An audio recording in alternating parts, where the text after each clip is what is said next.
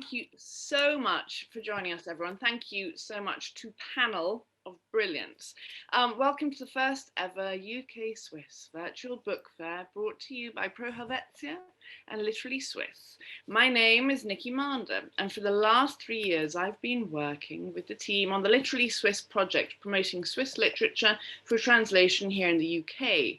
This is sadly the final activity that we'll be running as Literally Swiss before we hand over to our friends and colleagues at Pro Helvetia, who will be running the show from Zurich. We would have loved this event to be at the Swiss Embassy in London, but we are bringing you the next best thing. This is the silver lining, we're all together, you know. This is our third panel of the day where we'll be discussing literature festivals in the UK and Switzerland. We won't have any time for live questions, but do post comments in the Facebook comments page. Right now, everyone there looking beautiful. I'm going to very quickly introduce you to our 6 panelists. We have Anna Schlossbauer from the Babel Literature Festival. Babel is the literary festival focused on translation. It started in 2006. It's translation both in the strict sense and as a metaphor for linguistic hospitality, crossings and encounters. 2020, Babel kept going.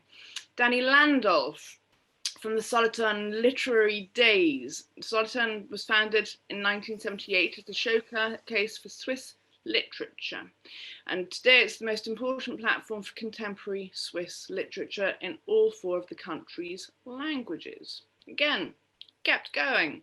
Fanny Meyer from the Morgue, Le Livre sur les Quais. Le Livre sur les Quais is an authors' fair created in 2010, held against a spectacular setting. The festival is free, welcomes between 250 and 300 authors a year.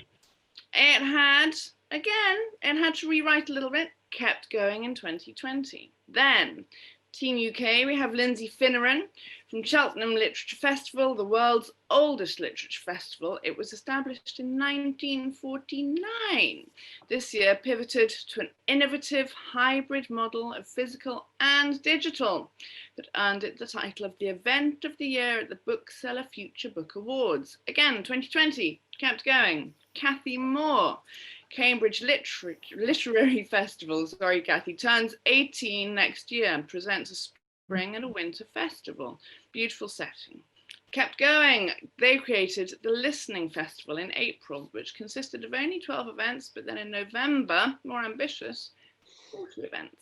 Then we have Nick Barley, Edinburgh. Edinburgh International Book Festival began in 1983 and runs every August. In 2020, they curated a special online edition, crossing continents and time zones to beam events from more than 30 countries. And the festival goes, they had digital chat rooms, Q&A sessions, the opportunity still to meet authors and get books signed. The point of the moment. Let's kick off. 2020, everyone kept going. 2020, kind of a shabby old year, but hats off. Brilliant, brilliant work. I would love to ask you, book sales have been singing, and have the literary festivals had a similar basking in glory? I'm going to go in order of my screen, which won't be the same as anybody else's screen, but Fanny, I'm going to ask you, how was your 2020? How are you finding these times? Fanny on mute. Unmute, Fanny. Well done, thank you. Sorry, it was very hard for us to organize this year the festival, but we are very happy to do this. We had to invite less writers than we want. There were 100 instead of 200 this year. And most of them came from Switzerland and France. Unfortunately, we didn't invite authors from UK, except Jonathan Coe is come. So, but it was a little bit sad because all signings area were cancelled because of the public who didn't. Social distancing couldn't be there. Yes, exactly. Same everywhere, but you kept going and well played. So just Jonathan Coe. We'll change this. This is good. Nick, you are sitting over here. How did you find 2020? It was a really interesting year, and I thought the most important thing this year was that when we did events online, we surprised ourselves by creating a spirit of community and a sense of intimacy with audiences. And we didn't believe that could be possible, that we could create something so intimate and so connected.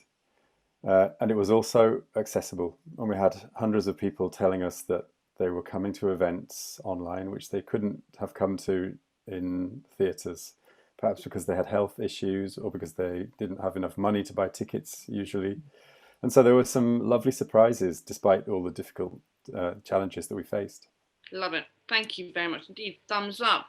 Lindsay, how did you go? Yeah, I think we've all aged a bit this year. Yeah, a tough year. I mean, I think as a literature sector, we're a bit luckier than some of the art forms. I think, author conversations do translate fairly well to on screen or to, in your ears through podcasts. So we went within a hybrid model. But as Nick says, it was a hard year and a tough year, but we keep using the phrase, you never waste a good crisis. And I think some of the learnings and the progress we made this year, it would have taken us 5 years to get to, but our hand was forced and we were forced to kind of innovate very quickly and come away with massive amounts of learning. So there's been some positives too. Yeah, absolutely brilliant. We shall battle on through. Anna, how did you find the year? Yeah, we didn't reinvent the idea of festival itself because we could manage to do it in the theater with the public, with the writers and translators, but we had to reinvent the program many and many times and change it and change the concept. So there had to be authors from the Americas, and we finally chose to invite people talking about, so having a look on the Americas from the neighboring countries. But I want to join what Nick said about this intensity. We felt it even if we were in theater, but it was stronger this year. There was something, something to be glad of, being there and having the possibility to listen and listen carefully to one another. And this was something we took with us and we want to keep. Brilliant, brilliant. That's exactly the kind of conversation. Thank you. Hold that thought. Kathy Moore, how did you go? Yeah, well, we're still standing, which in March that wasn't a given. It's been a peculiar year, but I think as a sector we've done a lot better than many of the other art forms. We've been able to function. We've been able to shift our events online and get audiences, and it's been an eye-opener. And yes, as Lindsay said, we have, I think, been forced to develop much more quickly than we might have done otherwise. I mean, I think it's probably true to say that 12 months ago I would have thought I could have happily retired and never done a digital event. whereas now, we've reinvented ourselves. We had a hugely successful digital festival with audiences from all over the world, from communities who couldn't ordinarily get here, marginalized communities, far-flung corners of the UK. And it's actually been an exciting revelation, to become film producers rather than live event producers. So yeah, it's been a good year in that way. Bang on. Right, Danny, over to you. How did you find the year? Okay, I must say in advance that I've only been responsible for this festival for a few months. I'm a festival rookie in this round table. So for me personally, it was great because I had a sabbatical the first 60 months. And then I just joined the Solothurn Literary Days as some sort of advisor, but I had no idea in digital forums. And so for the festival itself, it was a big and a huge work. We had to be very flexible. We switched within 6 weeks from an analog program to a digital format. But it was quite a success, I guess, and we learned a lot. And maybe we can talk later about that, what Nick was stressing out, this intimacy of some formats we also achieved, and then all about the possibility to spread our program worldwide. But I think this is also a language thing. But you are here in an advantage with English. We with Swiss, German, or French are not so flexible worldwide, going global with the Solothurn Literary Days. But the point is, what I am utterly, I'm so thrilled listening to all of you, because there is a resilience here, there is a can-do here, and there's also what I'm loving and what I want us to develop in this conversation is what we have learned. Because I wonder, by the way, I am in shadow, sometimes it comes, it goes, I'm so sorry about that, you know, bear with. Point of the matter being, there have been lessons learnt here, there have been lessons learnt of things to leave behind, probably, maybe. There have been lessons learned about things you want to further explore. I'm loving the words which are shining out are the unity, community, the intimacy, the innovation, and the lessons. This is all absolutely fantastic. So I'm going to ask each of you for, it's not a fair question, but let's go for it. What has been the worst mistake for the year you're going to park, and what has been the best thing that you've taken on which you would want to further explore next year, the year after? Because I'm taking it, and again, let's make it a big question, that from now on, will the physical and the digital run alongside each other as future opportunities? You're going to go there first, Nick. Okay. It's true. Worst mistake. Good, bad, and future. Let's do it all. Okay, so the hardest thing of all for the year for me was trying to encourage my team to have confidence. And my team is a very brilliant, very lovely group of people, but it was scary to go from what they have knowledge about into what they felt they didn't have knowledge about. And I think because we had a very short space of time, I had to push my team very hard to go into the online sphere. And I thought, to me, it seemed obvious that 90% of the skills that we had as live festival makers would transfer into making events with a different output on screen. And maybe my worst mistake was to assume that everybody could see that so quickly. And so sometimes I was... maybe I pushed too quickly, and that meant that that people found it very difficult, and it's a tribute to my team that they eventually came with me, and they taught me also how to be more collaborative. So I think it was a good lesson in team management. Hug you for that, Nick. That's very honest and very bang on, I bet. Thank you. Carry on.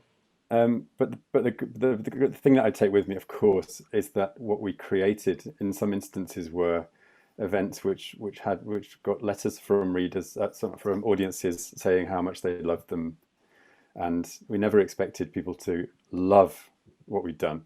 We thought they would tolerate it. We thought they would accept it and put up with it for 12 months, and now people are writing to me saying, "Please do it again. Oh. Please make sure you do it next year." And so the best thing is that we learned this year the hard way how to make broadcast, online participatory broadcasting, which is a very new thing, which is not just like television broadcasting. It's about sharing in a way where the audience also have a voice. And that is something really, really unusual that we've, between us, all of the festivals have found ways to do. And every festival is unique, but every festival found really interesting ways to make this participation through the medium of literary broadcasting. And I thought that was very special.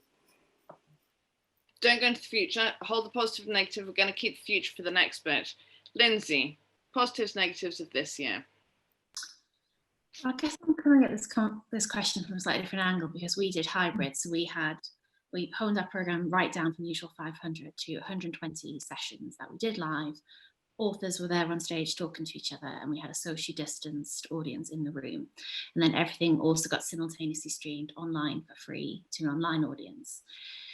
So I guess our kind of learning going forward now is, we all know that a festival's more than just the program. It's all the wraparound, it's all the kind of chance meetings, it's being, all the kind of extra activity that goes on site.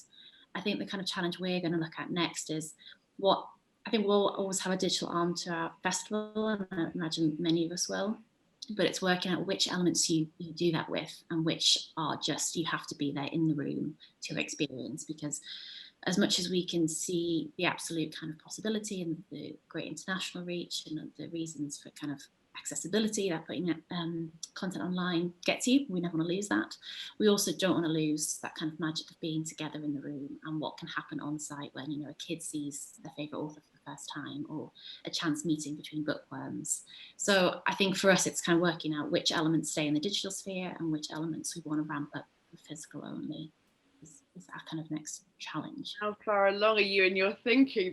That's the million-dollar question, isn't it? Which to ramp up and which to maintain? Yeah, well, at the minute actually I'm just watching back the festival, because as well as putting everything online, sort of an iPlayer model which we nicknamed Intellectual Netflix, where for £20 you can watch the whole festival back. And actually I was really surprised at the take of that. I didn't think it'd be as popular as it has been. It's probably helped that we've been in a second lockdown and quite a tough winter.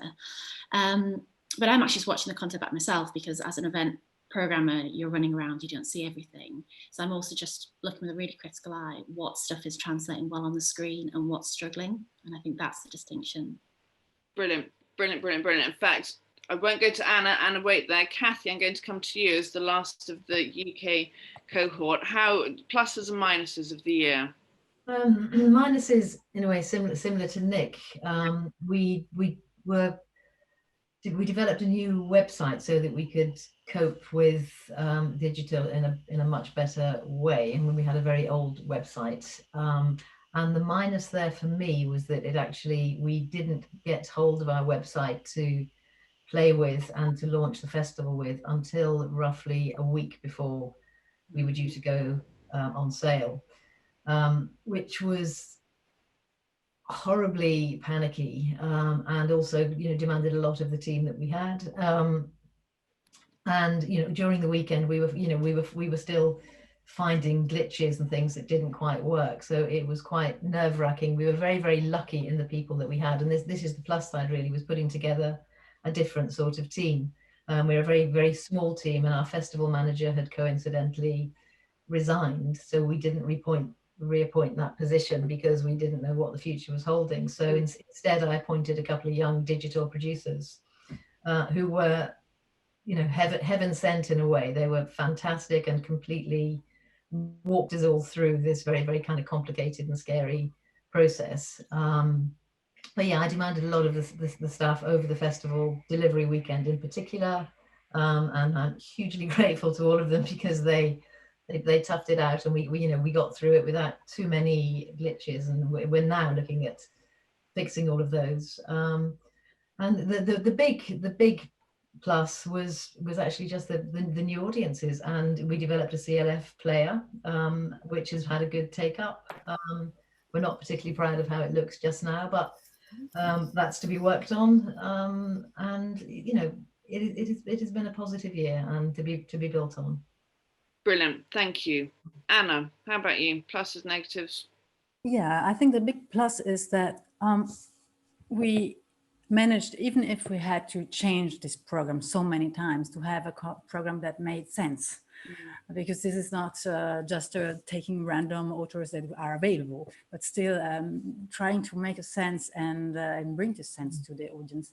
And this was also something that reinforced and confirmed something we try to do for every edition. So to find speakers that have something to say and that have something to say together, because it's not one speaker only, they are two or more on stage.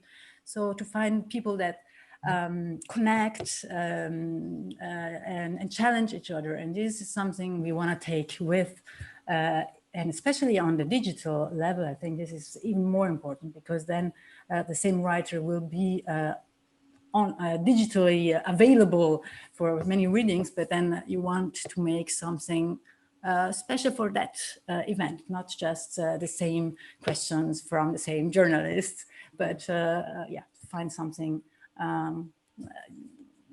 special. I like that. I think I'll join Kathy and Nick with the idea that it was very hard to work together with the team because we had a lot of, we have many people working from Italy, and Italy was struck at first and was totally shocked. So it was hard for them. It was even harder for them. And so thank you. No, absolutely. I hear you. Danny, let's have you, Laura. Okay. In addition what you have said already, plus is that I guess the literary scene in Switzerland showed that we are not so sleepy as a lot of journalists say the literary scene here is. So that was a plus for me as well, that we could show that we are really flexible and willing to do something and take out the best of it. The minus, unlike Nick said, we overestimated the participation. Yeah, the interactive formats. So our public, it was we had a lot of audience on the streamings, on the Zoom video calls and so on, but almost no interaction. Maybe we did not find the right key to do that, or maybe it's Swiss people are not so lively as British are, but we really had a problem with participation. The people looked at our formats, but they didn't ask, comment things. We installed a blog where we thought everybody could say something and get together, and so that didn't work. Absolutely not. It's interesting. That fascinates me because it's interesting. Here we all are on our screens, you know, and when events are happening via screen, are authors different? Are the performers different in how they behave themselves? Are audiences different? And do they find the whole, what we want them to be more participatory, as you say? How do we encourage that? Because I think authors and audiences are all evolving right now. Everyone hold. Fanny, plus minus. Yes, for me, the plus, I had the chance this year that we were a new team. So we had a lot of motivation and courage. So for me, it was a plus. And we took the risk to do not do the digital ways. Mm-hmm. We wanted to make the encounter between public and writers. It was a risk because we didn't know if it's possible, but because for me the digital is very hard to make the same program in live or in Zoom, and it is necessary to have a set of competencies to do this on the internet. So in this team, we didn't have these competencies. So we choose to not to do this. And the very plus for me is the public. We had a lot of public came, and it was very it was very nice and emotional, because for 5-6 months there was nothing in Switzerland, and it was the first big literary event. And yes, it was a sort of magical moment with the sun and For the record, I think you're all magical. I think all these literary festivals, absolutely magical. So here we are in this new age, and let's face it, it's not going to go back to as it was in a hurry, maybe never, who knows. Point of the matter being, you as literary festival directors, do you find you can now be more demanding of your audiences? Can you be more demanding in what you want to put together, in what you ask of authors, in what you ask of actual events? And so when we look to 2021, what do you want publishers to be bringing to you that are, you know, do you want everyone to think a little bit differently, and do you want to put together something more different? Nick, I come to you first, because there you are, top left of my screen. I had a very interesting conversation with a novelist called David Mitchell, who you know well, Nikki. You've worked with him in the past, and he had a new novel, as you may know, called Utopia Avenue this year. And before he'd agreed that he would do an event at Edinburgh. And I said to him, as I always say, how shall we do this, David? How shall we do your event? And he said, listen, Nick, I need you to know this. I've already done 5 events about my book, all of them online. And after Edinburgh, I'll probably do another 25. And if all of these events exist afterwards on the internet in iPlayer or whatever player, and if people go to them and see me making the same jokes, telling the same stories, reading the same sections from my book, then who's damaged? He said, David Mitchell is damaged. And he said, look, I'm a selfish writer, and I want every single one of these to improve my brand as a writer. And therefore, you need to make sure that what I say in Edinburgh, I've never said it anywhere else, and I will never say it anywhere else. That's your challenge. So it's not so much that I have to challenge the writers, but the writers also have to challenge me. We have to challenge each other to be unique. And that's, I think, the challenge that we all face. Totally. Agree. I like that very much indeed. And therefore, now, is that a conversation to be had between festivals almost, or is that the conversation it's for the publishers to say, what do you reckon, Danny? Yeah, just a question. And what's your solution, Nick? Well, what we did, the answer was that because Utopia Avenue, I'm not sure if it's reached Switzerland yet, but it's a novel set in the late 1960s in the London music scene. And it's a story of a band. You can think of a kind of post-Beatles type of band in that kind of environment. And so what we did was we brought in a musician who created music from some of the song lyrics that were written for the book. And so for the first time, we made the novel into music with a folk singer called Sam Amidon, who's Beth Orton's husband. And so they played together, and Sam played music. And it inspired completely new thoughts in David, because it was new music that he'd never heard, but it was from the lyrics that he himself had written. So it was a way of trying to, rather than, why did you write your book? Tell me about your characters. Read from the opening chapter. It was a conversation between a writer and a musician about music.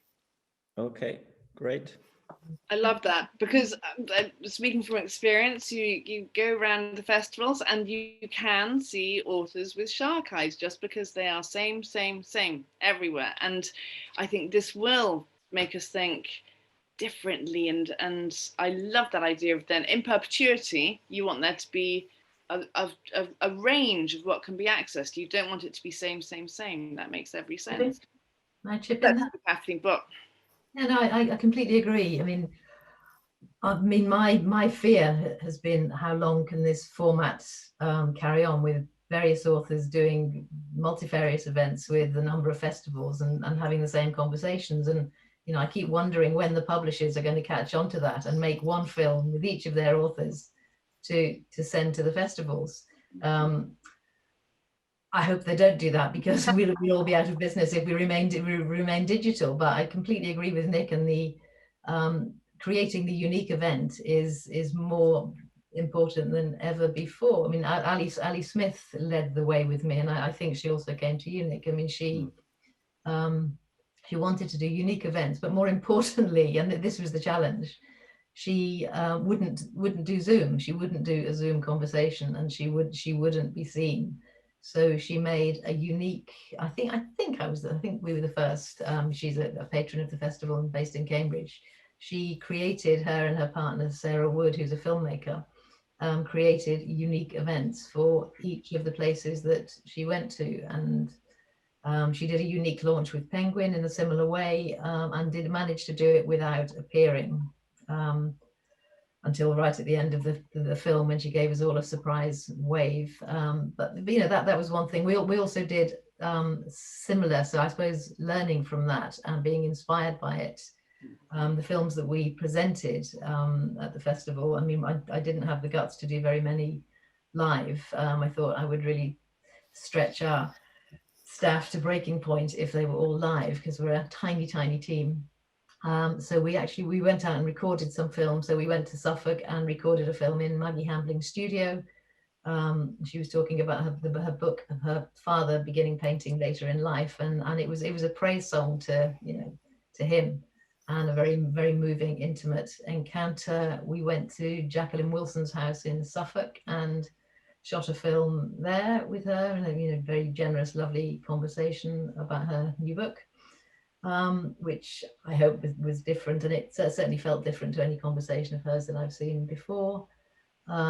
We did some filming in, well, Melissa Benn sort of led the way in it. She interviewed Rachel Holmes on her biography of Sylvia Pankhurst, but they did it in a room in a house in North London, which again just gave a different feel to the whole thing. So I think that's Nick's right. The way forward is to create unique events. Otherwise, it just becomes same.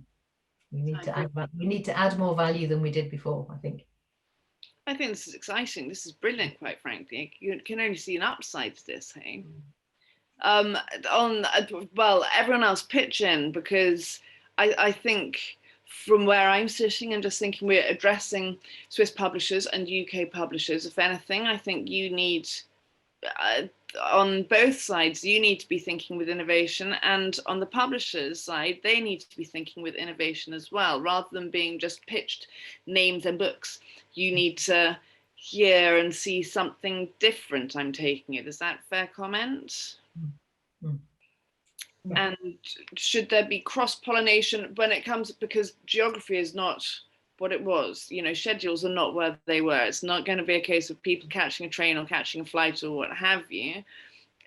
You can be liaising in ways that, and cross seas, cross territories, cross borders in a way that was never done before. Is that a fair comment for all of you? Totally. Yeah. Anna, what are you thinking your end of things for 2021? What are you thinking? Is this a new question? Sorry. It's me saying 2021.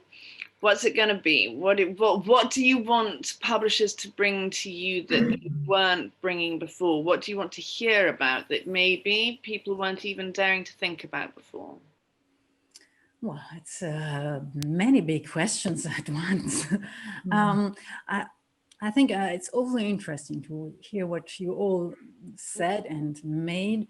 And I think this is something we still have to learn. I mean, I don't have actually an answer to what you say. And maybe I can turn it around. And say, different. We need to understand still what we can offer more. And so this kind of panel, for me, it's important also for this, to understand how we can deal with that. And maybe I can also make a small appeal, because Babel since 2019 organizes a pool, an industry meeting, a pool of people working for festivals, which meet, and 2019 Nick was invited, and also the former director. Really good. Of Solothurn Literaturtage, Rainer Gehrig was there. It was a pool in which we met in order exactly to discuss questions like this. We all have problems. We all work in our bubble, and how could we do it better? And so this was one of the meetings, and I think this idea needs to be developed, and we want now in 2021 to make this panel, this pool of sharing on the digital level. So not just to make it digital, but to think about it together. And the idea is to follow 7 festivals in a year, maybe our 6 festivals together. And then after each event, after each festival, meet and discuss what did actually work and why, and what could we take from. And one thing we learned with Nick and Rainer in Babel in 2019 was really that there was no concurrency. It was really, everyone was really open to share. it's good to copy and paste. It's okay, because then you copy the idea, but you have to do the material anew. So yeah, I'm not sure I answered your question, but here is my. No, it's brilliant. I think if any of you from each other can take just points, if the publishers watching can take points from this, but also if you guys can take points from each other. And yes, I'm loving the idea of learning together and sharing together and what the future could hold. This is absolutely terrific. And then, you know, we're no longer just thinking in our own sort of countries anymore, and the whole translation and languages and all of this side have we now have access in a way I don't think we had access before, and I think this is a massive positive. Before, you know, Nick, you were terrific at flying people everywhere, here, there, and everywhere kind of thing. Now, literally at the end of not doing an alley, but now at the end of a Zoom camera, there's a lot of excitement to be had in the future, I hope. Kathy, I have to ask you, so piped audience sounds, how did that go? How did that work? Yeah, brilliantly well. I mean, very, very well. I mean, they loved it. And I mean, it was actually our audience. We took recordings of our audience before, and we even, as the events were beginning, we had the kind of audience mumbling, sitting down, settling, and then raised curtain and applause. But I need to doff my cap to Mr. Barley there, sat in my right-hand corner. Because I did copy and paste your intros and outros, because I watched a couple of your events. I mean, Edinburgh is my festival benchmark. There, I've said it. And you know, I think you do a terrific job. And I watched a couple of your events in August, and you know, the way you produce them, you know, made all the difference. And I couldn't quite run to, you know, having a studio to have all of, you know, beautiful studio, but you know, we added value to the editing of our events and framing them and intros and outros, and our little kind of add-on was applause, which actually did make all the difference. It was, you know, people were delighted with it. Yeah. I love that very idea. I wonder if in the future, because I often think in terms, well, no, I don't often think in terms of, but there are loyalty cards, and I wonder if there could be a loyalty sort of fraternity between international festivals. Who knows? Maybe that could exist in the future. Anyone, okay, now if you were to put, we've got 3 minutes remaining, so we're now on 30 seconds each. Is there a plea or is there an appeal anyone wants to put out there? You've got your audience, you've got your Swiss publishers, you've got your UK publishers.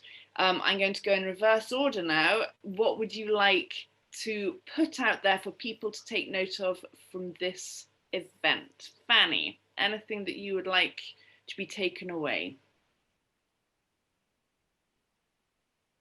I think I will keep a space with a library space, but without writers, just to present the books of the invited authors. Love it, love it, love it, love it. Danny, watch up. Oh, there is no plea. Just one thing for us. I would like to stay in contact with you as well. Like Anna said, share our ideas. What concerns me a lot is how can we get a live feeling for festival. What all we could do all over the year. Nobody is forced to watch this event on Friday the 2nd. So how can we manage a live feeling, a festival feeling online? That would be a question that I'm very interested in, and I'm very impressed what you do, especially in England and Scotland and Great Britain, I say. Really great job. I hope we can talk later together and stay in contact. Let's keep this alive, absolutely. Now we're down to, you've got 15 seconds each. Does anyone else want to say anything, or shall I close? Does anyone else have anything out there? I think almost anything is possible. Anything is possible. I say thank you massively. You've been amazing, absolutely brilliant. Thank you for coming along and sharing all that incredible intel. We shall keep this alive. I shall be emailing you afterwards, and we'll keep it alive online as well. Thank you. Thank you. Thank you. Thank you. Belle says bye. Hello.